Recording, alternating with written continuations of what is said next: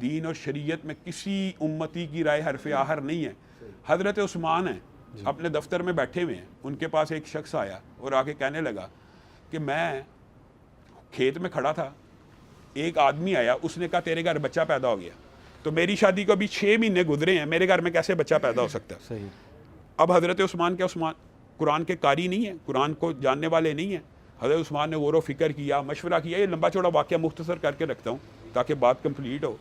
حضرت عثمان نے حکم دیا کہ اس عورت کو رجم کر دیا جائے. اب وہ انہوں کا اعلان کیا جائے بازار میں, عورت کو رجم کیا جائے. اب اتنی دیر میں اعلان جب ہوا, حضرت علی کے کان میں بھی یہ بات پہنچ گئی. حضرت علی آ گئے اور آ کے حضرت عثمان سے کہا کہ آپ نے یہ فتویٰ دیا ہے اور حکم دیا اس عورت کو رجم کرنے کا کہ جس کا 6 مہینے کے بعد بچہ پیدا ہو گیا. حضرت عثمان نے کہا نہ تاریخ میں ملتا 6 مہینے میں بچہ, نہ حساب سے ہو سکتا ہے, ممکن نہیں ہے. تو حضرت علی نے کہا 6 ماہ کا بچہ تو قرآن پاک میں ہے.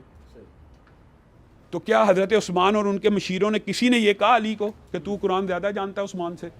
یہ رویہ نہیں ہونا چاہیے آپ اور میرا بھی نہیں ہونا چاہیے.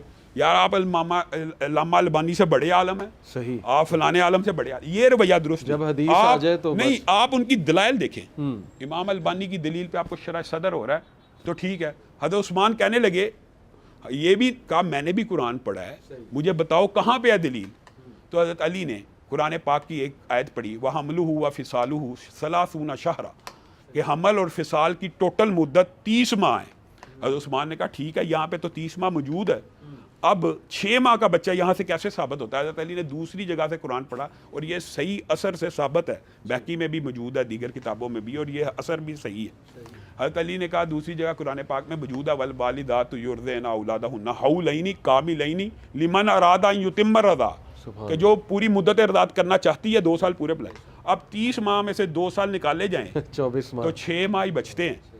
تو حضرت عثمان بھی دوڑے اور ان کو حکم دیا اس عورت کو روکا جائے, رجم کرنے سے روکا جائے. حضرت عثمان بھی جا رہے ہیں, حضرت علی بھی جا رہے ہیں, اور وہاں پہ ایک عجیب منظر ہے کہ عورت کو زمین میں گاڑ دیا گیا ہے اور بس حد لگنے والی ہے. تو اعلان ہو رہا ہے کہ پتھر نہ مارے جائیں, اور عورت کے پاس اس کی بہن کھڑی ہے سگی, اور وہ رو رہی ہے اور کہہ رہی ہے کہ یعنی جیسے اس وقت تو وہ عورت جو سنسار ہو رہی ہے نا, وہ یہ کہہ رہی ہے کہ لا تبکی ولا تحزنی, تو غم نہ کر اور رو مت, میں قسم کھا کے کہتی ہوں مجھے میرے حامد کے علاوہ کسی نے نہیں چھوا.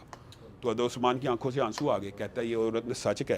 اور علی یہ دیکھیں, اب یہ کبھی صحابہ نے یہ کہا ہے کہ یار میں خلیفۃ المسلمین ہے یا عثمان خلیفۃ المسلمین ہے, علی کی رائے کو کیسے قبول کی؟ اس طرح کے متعدد واقعات ہیں.